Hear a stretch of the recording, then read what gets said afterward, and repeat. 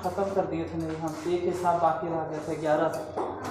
हाँ तो बन गया होगा, नहीं तो बता देंगे कभी ऑफलाइन। हेडिंग डालो। घनाभ या घन घनाभ काहे हेडिंग डालोगे, उससे पहले हेडिंग डालो 3 डायमेंशनल शेप, त्रिविमीय आकृति।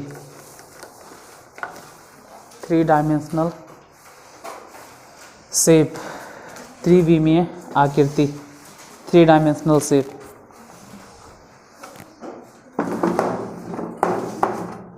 Three dimensional shape,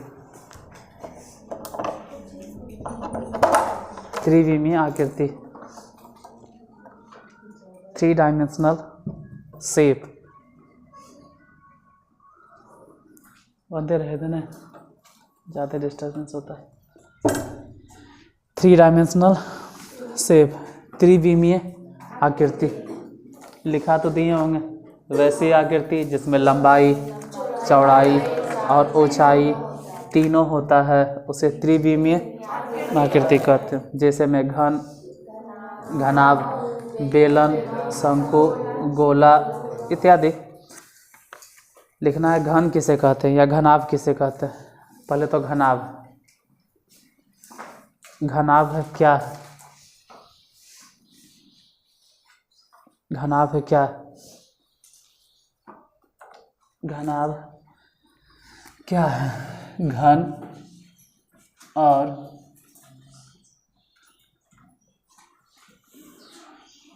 घनाभ। घनाभ क्या है तो कह सकते हैं कि एक आयत, फिर इसके सामने एगो दूसरा आयत,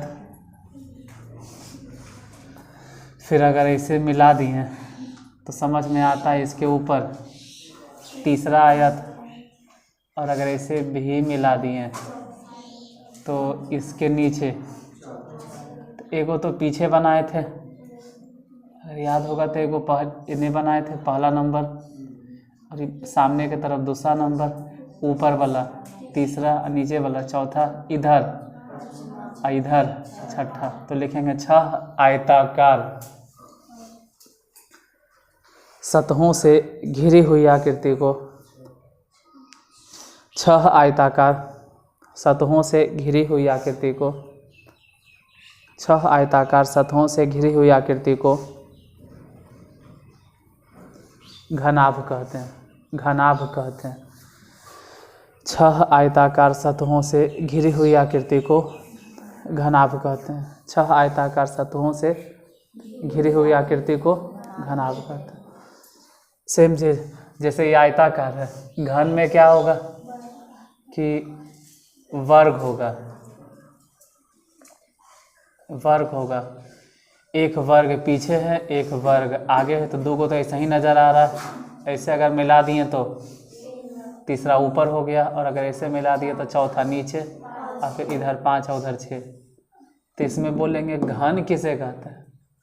घनाभ तो बोलेंगे कि 6 आयताकार सतहों से घिरी हुई बंद आकृति को घनाभ कहते हैं। घन में लिखो 6 वर्गाकार, 6 वर्गाकार सतहों से, 6 वर्गाकार सतहों से, 6 वर्गाकार सतहों से घिरी हुई आकृति को, 6 वर्गाकार सतहों से घिरी हुई आकृति को घन कहते हैं।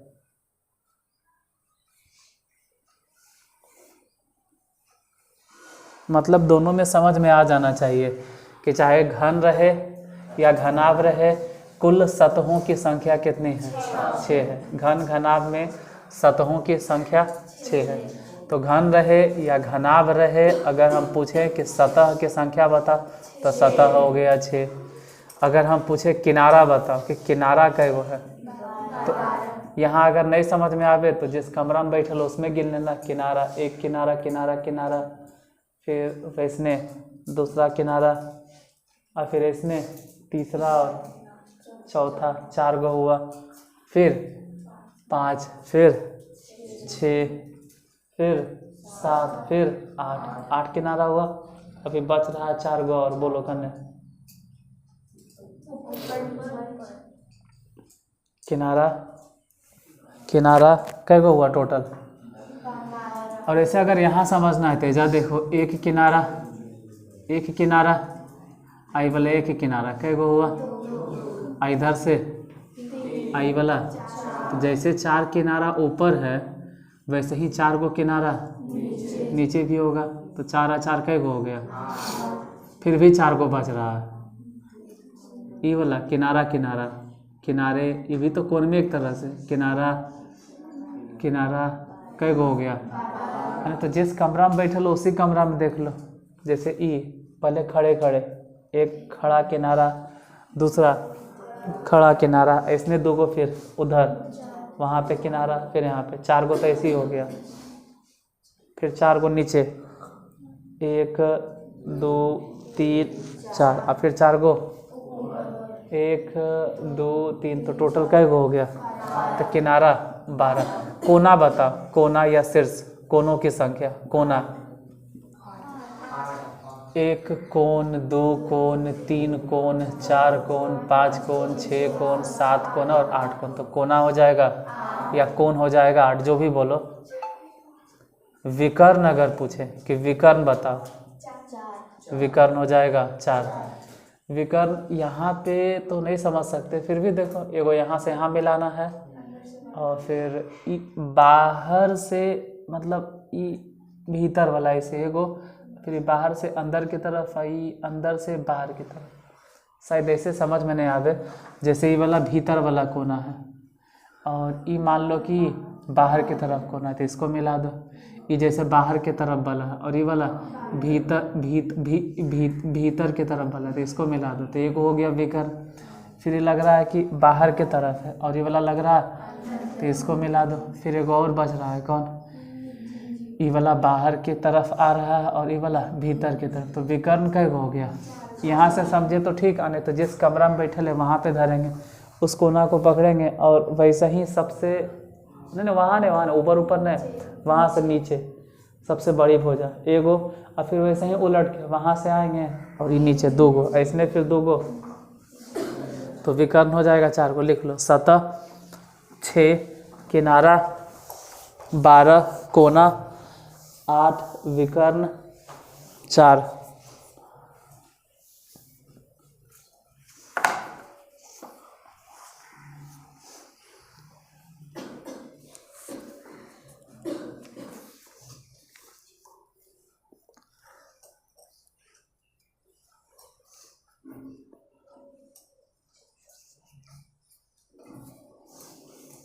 हो गया।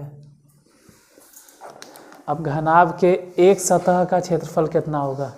अगर एक पृष्ठ के बारे में पूछें, मान लेते यही वाला पृष्ठ पूछे, नीचे वाला, ये जो नीचे है समतल है, नीचे प्लेन है, तो नीचे वाले सतह का अगर क्षेत्रफल पूछे, मतलब कह सकते हैं सतहों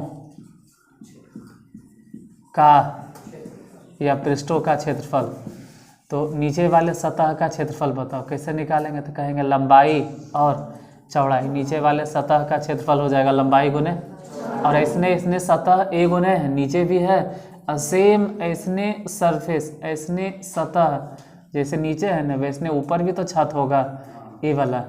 तो नीचे वाले का क्षेत्रफल हो गया लंबाई गुने चौड़ाई, तो ऊपरे वाले का क्षेत्रफल भी होगा लंबाई गुने, मतलब बोलो ऐसा सतह 2 गो हो गया लंबाई गुने चौड़ाई वाला। फिर एक और सतह देखते हैं, तो कह सकते हैं ये सामने से, फ्रंट से जो दिखाई दे रहा है, जिसमें लंबाई है और साथ ही साथ चौड़ाई नहीं है रे, ऐसे ऐसे ऐसे ऐसे ऐसे इस तरह से ये लंबाई है और ऊंचाई है। तो लंबाई है और इसने सामने वाला सरफेस ने सामने के बजाय पीछे भी है, तो ऐसा हो गया 2 गो। और फिर इधर वाला, इधर चौड़ाई है ये वाला चौड़ाई है और साथ ही साथ इसमें ऊंचाई भी है, तो चौड़ाई है और ऊंचाई है, इधर और उधर चौड़ाई गुना ऊंचाई कई गो है, इसमें भी 2 गो। तो अगर बोले कि कुल पृष्ठीय क्षेत्रफल ज्ञात करो, कुल पृष्ठीय क्षेत्रफल किसका, घनाभ का। तो घनाभ के कुल पृष्ठीय क्षेत्रफल हो जाएगा, सबको जोड़ देना, जोड़ दो जोड़ दो जोड़ दो, तो सबको अगर जोड़वे करेंगे तो सब में कॉमन क्या है, दो। दो में दो हम सभे में से कॉमन लेंगे तो बचेगा क्या, लंबाई गुने चौड़ाई प्लस, हाँ जो भी है, चौड़ाई गुने ऊंचाई ही लिखो, चौड़ाई गुने ऊंचाई। फिर बोलो लंबाई गुने ऊंचाई। इन शॉर्ट इतना नहीं लिखेंगे तो बार बार लिखेंगे L B B H plus L H. अगर घनाभ के पृष्ठीय क्षेत्रफल याद हो गया तो वैसे ही घन के हो जाएगा। अगर बोले कि घन का पृष्ठीय क्षेत्रफल बोलो, घन का कुल पृष्ठीय क्षेत्रफल या पृष्ठीय क्षेत्रफल, तो सेम जैसे उसमें लिखें यहाँ पे भी वैसे ही लिखेंगे 2 इंटू एल गुने बी। तो घन में तो लंबाई चौड़ाई ऊंचाई सब एक जैसन होता है, तो लंबाई मतलब ए, चौड़ाई मतलब भी ए, चौड़ाई मतलब ए, ऊंचाई मतलब भी ए, लंबाई मतलब ए, ऊंचाई मतलब ए। 2 इंटू ए गुने ए स्क्वायर हो गया, ए स्क्वायर हो गया, ए स्क्वायर हो गया। 2 इंटू 3 ए स्क्वायर हो जाएगा। इन दोनों को जोड़ दो तो 6 ए स्क्वायर। तो ये तो समझ में आया कि कैसे होता है 2 into L B plus B H plus L H, ये समझ में आ गया। तो उसी के मदद से ये भी समझ में आ गया, घन का पृष्ठीय क्षेत्रफल लिख लो। घनाभ का पृष्ठीय क्षेत्रफल 2 into L B plus B H plus L H, और घन का पृष्ठीय क्षेत्रफल 6 गुने भुजा स्क्वायर। लिखिए। अच्छा लिखना नहीं है, नहीं लिख लो, ये प्रॉब्लम नहीं है, थ्योरी ही लिख लीजिए।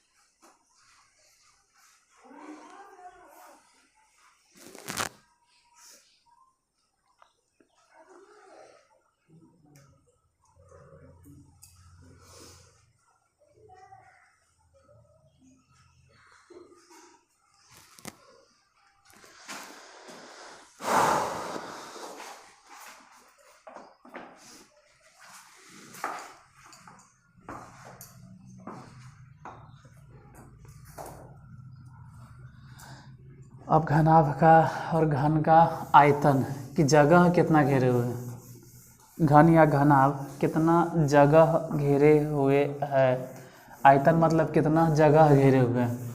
तो लिखो घनाभ का आयतन। अरे नहीं लिखे तो कोई बात नहीं। घनाभ का आयतन, जैसे घनाभ का आयतन अगर बोलें तो कह सकते हैं कि अगर ये एक तरह से फ्लैट सरफेस होता, मतलब प्लेन होता, एक तरह से मान लेते हैं कि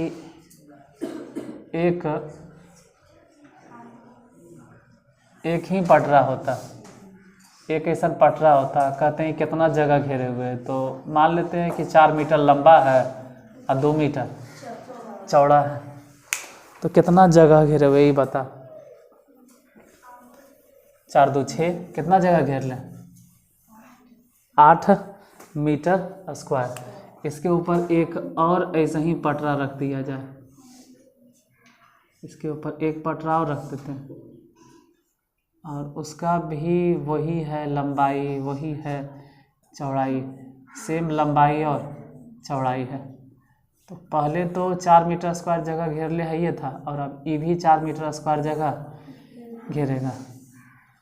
तो 4 और 4 अब मिला के थोड़ा सा मोटाई हो गया, तो 4 4 8 मीटर स्क्वायर। मान लो कि एक पटरा और इसके ऊपर अगर रख देते, एक और इसके ऊपर इसने पटरा रख दिए, वो भी वैसे ही लंबाई चौड़ाई ऊंचाई सेम वाला है।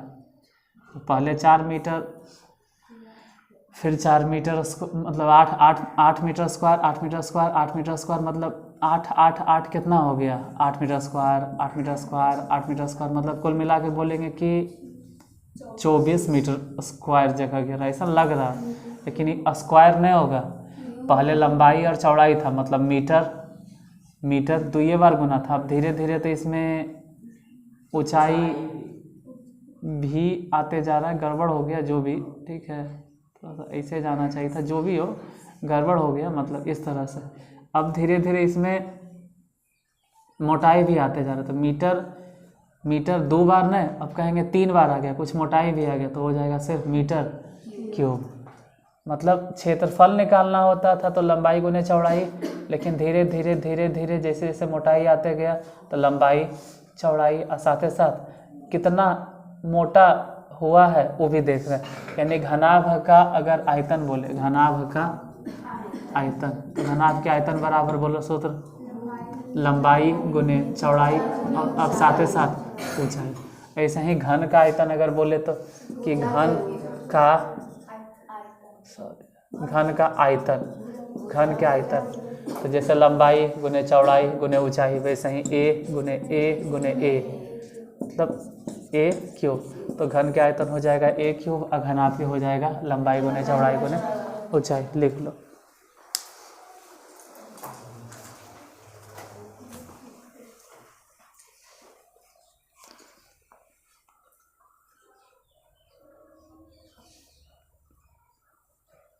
तो सब पहले भी 10th क्लास में पढ़ा है ना, ये सब 10वां वाला के साथ है, जब मेंसुरेशन में पढ़ा रहे थे। नहीं, हाँ नहीं हाँ, अच्छा हाँ नहीं हाँ, कोई बात नहीं, लिख लो। अच्छा लिख।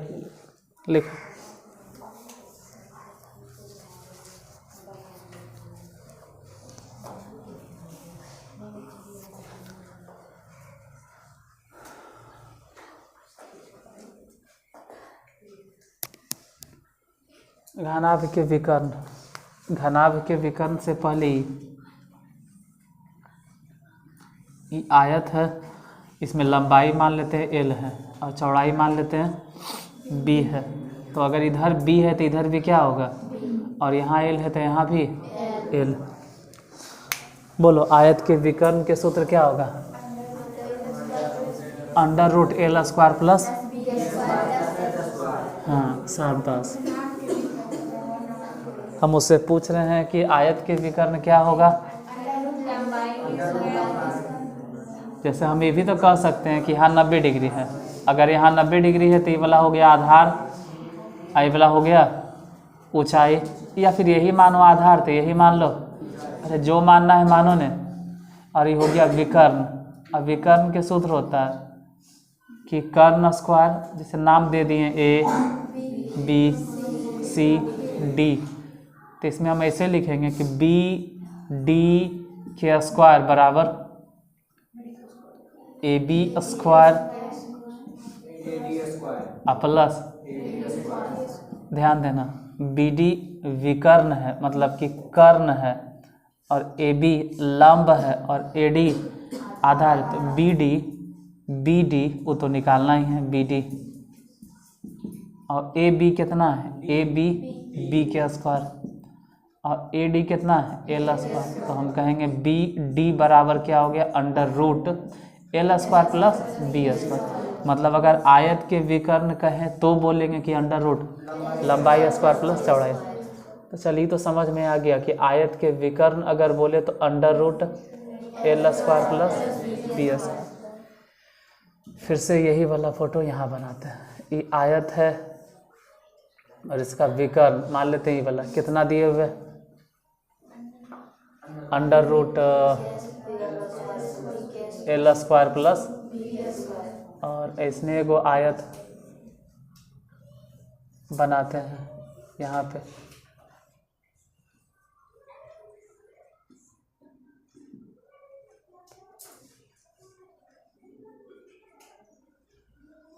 ये हो गया घनाभ, और घनाभ के ये वाला जो दिखाई दे रहा है ना, घनाभ के विकर्ण नहीं है, ये तो आयत के विकर्ण है। ये वाला आयत का विकर्ण है, ये आयत के विकर्ण है, ये वाला आयत के विकर्ण है। अगर घनाभ के विकर्ण चाहिए तो इस कोना से धरो, मतलब भीतर ये अंदर की तरफ है, और ये वाला यहाँ से धरो और यहाँ तक लेके आ जा, ये होगा घनाभ के विकर्ण। अभी समझ में नहीं आ रहा होगा कैसे चल रहा है, नहीं चल रहा है। देखो ये जैसे खींचे हैं ना, ये वाला ये ऐसे, और ये ऐसे, और ये वाला ऐसे, इन दोनों के बीच में यहाँ पर 90 डिग्री के कोण है। समझ में नहीं आ रहा होगा, यहाँ पर इन दोनों के बीच में पता नहीं चल रहा होगा कैसे। बताते हैं। जैसे मान लो आयत है और ये बाहर की तरफ ऐसे को सरफेस निकल गया, ठीक है, खटिया नियन, चौकी नियन, जो भी समझो, ये वाला वैसे कुछ है। तो ये जब पौवा है, ये वाला, ये इसके साथ कितना डिग्री के कोण पे है? ऐसे बोर्ड पे देखे में लग रहा है, सच्चाई तो है कि पौवा ऐसे ऐसे ऐसे ऐसे होगा, मतलब कितना डिग्री के कोण पे होगा? 90 डिग्री। तो ये पौवा पूरे खटिए के साथ में 90 डिग्री, मतलब यहाँ उठा ले, यहाँ उठा ले, यहाँ उठा ले, यहाँ उठा ले, हर जगह कितना डिग्री कोण पे है? और ये जो हम लाइन खींचे हैं ना एक तरह से, वो खटिए पे है, ये वाला खटिए पे है। तो अगर ये पौवा इसके साथ 90 डिग्री है, पूरा के पूरा इस समतल के साथ या खटिया के साथ, तो हम कहीं भी उठा ले, सबके साथ कितना डिग्री का कोण होगा? इसका मतलब है इस पौवा और इस लाइन के साथ में कितना डिग्री का कोण है? वही नहीं समझ में आता है बोर्ड पर। इसको ऐसे समझो कि तिरछे लाइन है और ये वाला ऐसे है, मतलब ऐसे है ये वाला, और ये वाला ऐसे है। कई डिग्री का कोण है? 90 डिग्री। और अब हम नहीं, ऐसे हाँ, ये कई डिग्री कोण है? 90। अब हम दोनों के ढक्कन मिलाएंगे, ये वाला ढक्कन, ये वाला ढक्कन समझ में आता है? ये वाला ढक्कन ब्लूकन है, ये वाला ढक्कन, ये दोनों के बीच में 90 डिग्री है, ये दोनों ढक्कन मिलाएंगे तो ढक्कन जो होगा ना, वो ऐसा देखे में लगेगा कि यहाँ कई डिग्री है? 90 डिग्री। यहाँ 90 डिग्री है, यहाँ 90 डिग्री। ये जो मिलाएंगे ना दोनों ढक्कन, वो काम करेगा कर्ण के। नहीं समझ में आ रहा होगा शायद, वो कर्ण बन जाएगा, क्योंकि 90 डिग्री के मिलाए कैसे? दो आते हैं तो तीसरा कोई आवे तबे न। मतलब अगर वो मिल गया, पाए देवे, मान लो कि यहाँ से कोई तिरछे ऐसे मिल जाता, तो वो काम करता कर्ण या विकर्ण के। तो वही अब हम लिखेंगे। और ऐसा काम हमको मालूम है कि इसकी लंबाई कितनी है, √100² प्लस, और इसका लंबाई कितना है? ये तो h मानेंगे। अरे l इसको मान लिए, b इसको मान लिए, तो बाहर की तरफ आपको मानना पड़ेगा कौन सी? h। तो e कितना माने हैं? रेड वाला कितना माने? √L² b²। अब बाहर वाला कितना मानना पड़ेगा? h मानना पड़ेगा, क्योंकि l b तो हम, तो h मानेंगे। तो उस हिसाब से अगर देखें, नाम वाम अगर दें A B C D E F G H, कुछ भी हम नाम दें, तो हम कह सकते हैं कि अब हमको दिखाई दे रहा है E C D। तुमको नहीं समझ में आ रहा हो तो इसलिए नहीं आ रहा हो क्योंकि बोर्ड 2D है। E C D, जिसको समझ में आ रहा हो कह सकता है कि E C D एक तरह से त्रिभुज है, समकोण त्रिभुज है, समकोण त्रिभुज है। समकोण त्रिभुज में जानते हैं कर्ण स्क्वायर बराबर,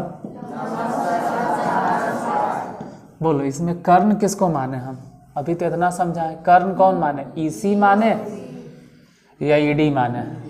ED हो जाएगा कर्ण स्क्वायर। लंब बताओ, लंब कौन हो जाएगा? तो लंब मान लो EC को, लंब मान लो EC को। अब आधार किसको मान लेते हैं? CD के स्क्वायर। बोलो ED नहीं लिखेंगे बार बार, ED को हम कह देंगे कि ED एक तरह से विकर्ण है। ED घनात्मक विकर्ण। EC बताइए कितना है? EC तो पहले से निकाल ले, √, के होल स्क्वायर। CD बता, एच स्क्वायर समझ में आया कि विकर्ण के स्क्वायर बराबर कितना, रूट से square cancel, L square plus, तो बोलो विकर्ण बराबर कितना, इन्हें जो स्क्वायर है वैसे भी अब तो यही लिखेंगे कि विकर्ण बराबर अंडर रूट, तो घनाभ के विकर्ण के सूत्र होता है root under L square plus B square plus, साबित हुआ, चाहो तो लिख लो। ये समझे एक चीज़ था, समझे तो ठीक, नहीं समझे तो कोई बात नहीं, रट लेना जो रेड पेन से लिखे घनाभ के विकर्ण, जैसे सब कोई कहते हैं, हम भी कहते हैं कि यादें रखो, लिखो जल्दी, 1 मिनट मिटा देंगे हम।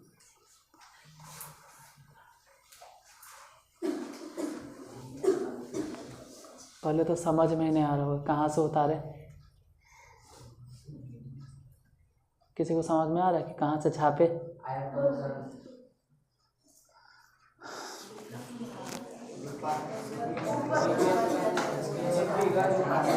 पहला ज़रूरत है कि आपके पास ये वाला होना चाहिए कि आखिर ये आयत के विकर्ण कैसे आया, जब ये समझ में आया तो दूसरा फिगर ये वाला कि ये सही से समझ में आना चाहिए, ये नहीं समझ में आया उसी के लिए तो हम ये वाला बनाए थे, जब ये समझ गए ना तब आप चौथा में इसको उतारेंगे, नहीं तो ऐसे उतारे से कोई फायदा नहीं, ऐसे तो कुछ समझ में नहीं आएगा। अब बोर्ड है 2 डायमेंशनल, अब फिगर है 3 डायमेंशनल, तो शायद कम समझ में आएगा।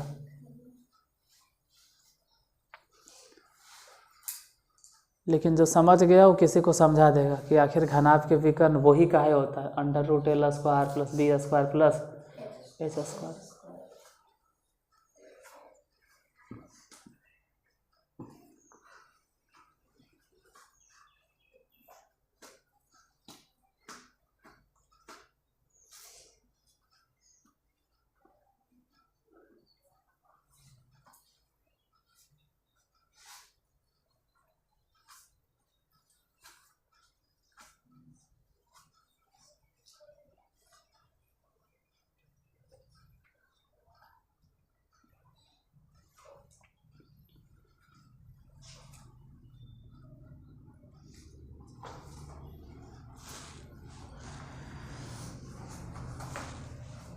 अभी धीरे धीरे तो नहीं लिखते, हालांकि जिसको समझ में आ गया वो तो अब लगले ये भी बता देगा कि जैसे घनाभ के विकर्ण होता है वैसे ही घन के भी विकर्ण होता होगा, घन का विकर्ण भी कुछ ऐसा ही होता होगा, अंडर रूट ए स्क्वायर प्लस ए स्क्वायर, क्योंकि लंबाई चौड़ाई ऊंचाई तो उसमें मिलता नहीं है, तो 3 गुने ए स्क्वायर। देखो रूट से स्क्वायर कैंसिल तो ए हो गया, लेकिन रूट अंडर 3 तो बच जाएगा, तो रूट 3 गुने भुजा, इसी को बोलते हैं रूट 3 गुने भुजा, यही होता है घन का विकर्ण, रूट 3 गुने भुजा। शायद नहीं दिखाई देता होगा उधर वाला, भुजा कट गया होगा, भुजा कट गया होगा, मालूम है ना।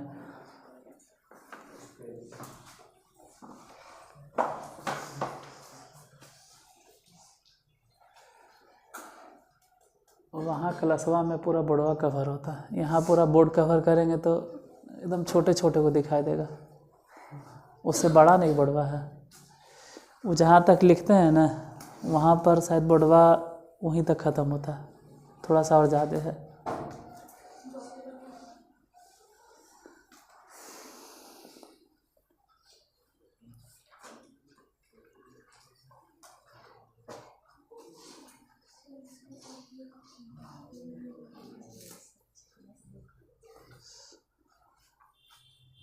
वहाँ पर लंबाई है बड़ो 7 फीट, यहाँ लंबाई है 10 फीट, तो नहीं आएगा पूरा। चौड़ाई सेम है, चौड़ाई जितना वहाँ है उतना ही यहाँ, चौड़ाई सेम है। एक्सरसाइज क्या है? नहीं 14, अब कहाँ से, अब तो 15, एक्सरसाइज 15। किताब है तो ठीक है, देख लीजिए, ऑब्जेक्टिव बताना है नहीं तो खाली किताब देख लो, किताब देख लीजिए। ऑब्जेक्टिव में 1 से लेके कहाँ तक है, 1 से लेके 3 तक ऑब्जेक्टिव है। पहले ऑब्जेक्टिव बता दें या सब्जेक्टिव बता दें? ऑब्जेक्टिव ही देखिए, तो किताब देखे पड़ेगा या गौर से सुन के लिखना होगा। तो लिखने से अच्छा है सुन, किताब देख लो। एक्सरसाइज 15 में पहला क्वेश्चन, पहला के पहला नंबर, यदि एक घन की प्रत्येक भुजा m गुनी कर दी जाए, चल लिखिए लो, क्या दिक्कत है। यदि एक घन की प्रत्येक भुजा m गुनी कर दी जाए तो उसके पूर्व और नए पृष्ठों के क्षेत्रफल का अनुपात क्या होगा? लिख लो। नहीं लिखना है तो हम 2-3 बार बोल देते हैं। यदि एक घन की प्रत्येक भुजा, यदि एक घन की प्रत्येक भुजा m गुना कर दी जाए, यदि एक घन की प्रत्येक भुजा m गुना कर दी जाए, यदि एक घन की प्रत्येक भुजा m गुना कर दी जाए तो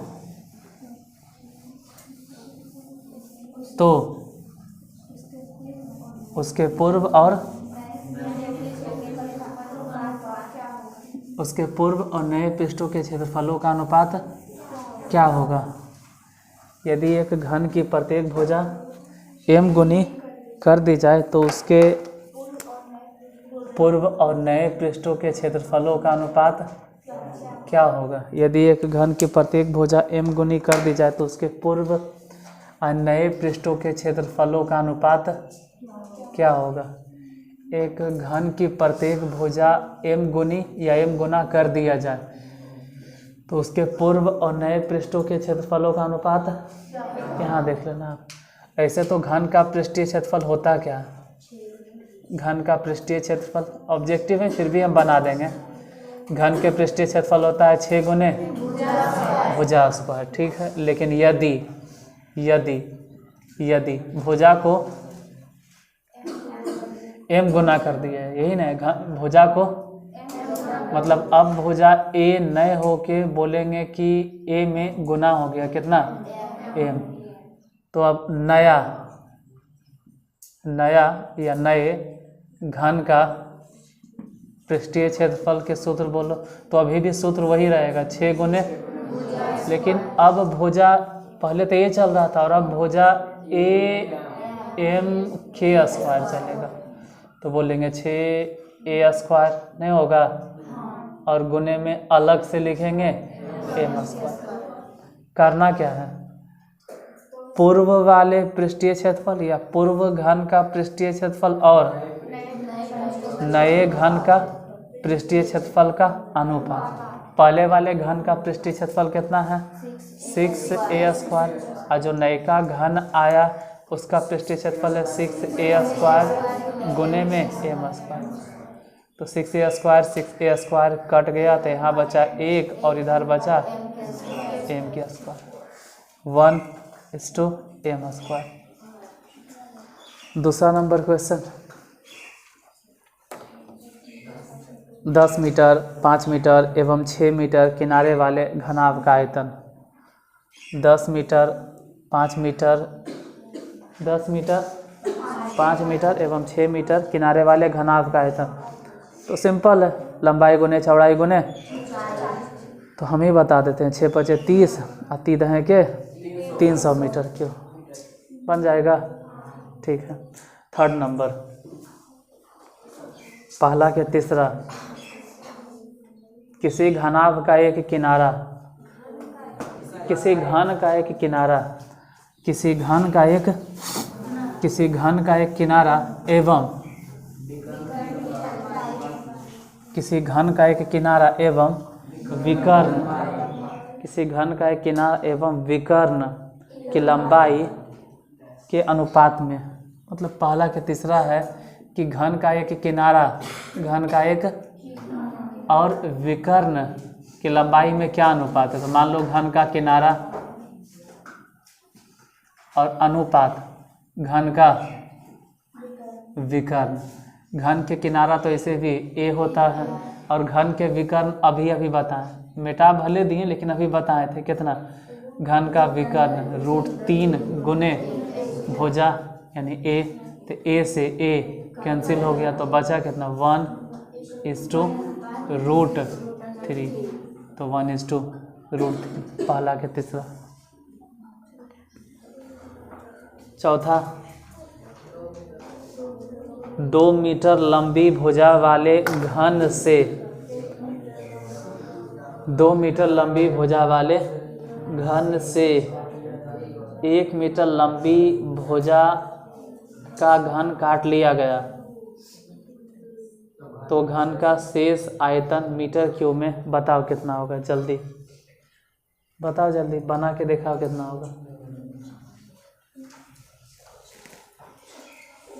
2 मीटर लंबी भुजा वाले घन से, क्वेश्चन लिख के ही तुमको बनाना है, तो सबके खराबी होता है क्वेश्चन ही लिखते।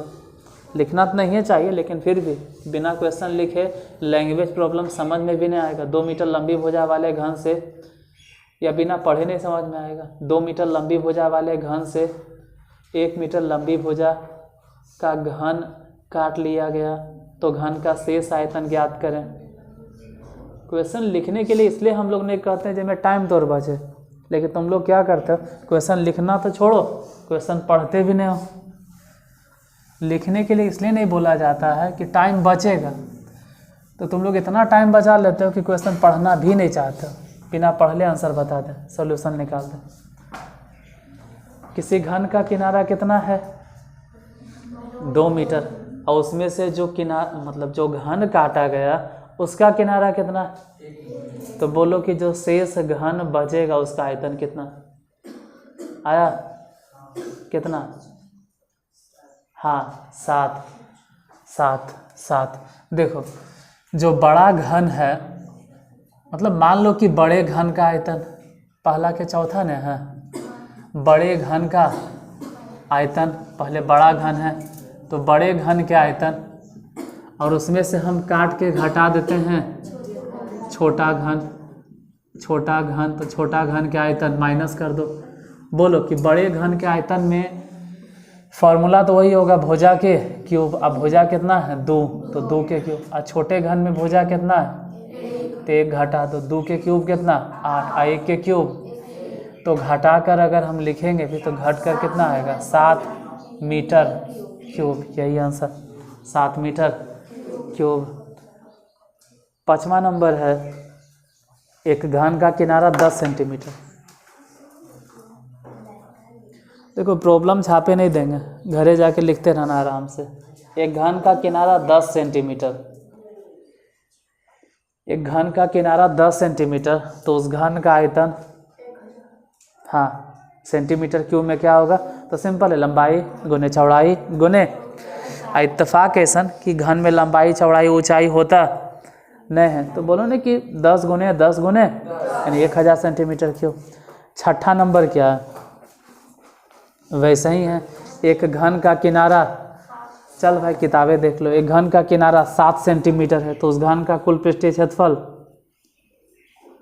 अरे 6 गुने भुजा स्क्वायर, 6 गुने बन जाएगा। 7वां क्या है, एक घन में डॉट डॉट डॉट सतहें होती हैं, 6 सतह, किसी घनाभ में सतहों की कुल संख्या, घन रहे चाहे घनाभ रहे, सतहों की कुल संख्या, अच्छा किसी घनाभ में किनारों की कुल संख्या। फिर 10वां में दिए हुए पहला 10वां, किसी घन में किनारों की कुल संख्या, अरे घनाभ हो चाहे घन हो, किनारों की संख्या। घन या घनाभ में कुल कितने शीर्ष होते हैं, कौन कौन, 1 2 3 4 8 गो। घन या घनाभ में कुल कितने विकर्ण होते हैं, तो पहला खत्म, बाकी दूसरा तीसरा आगे कल बताएंगे। आज यहीं तक।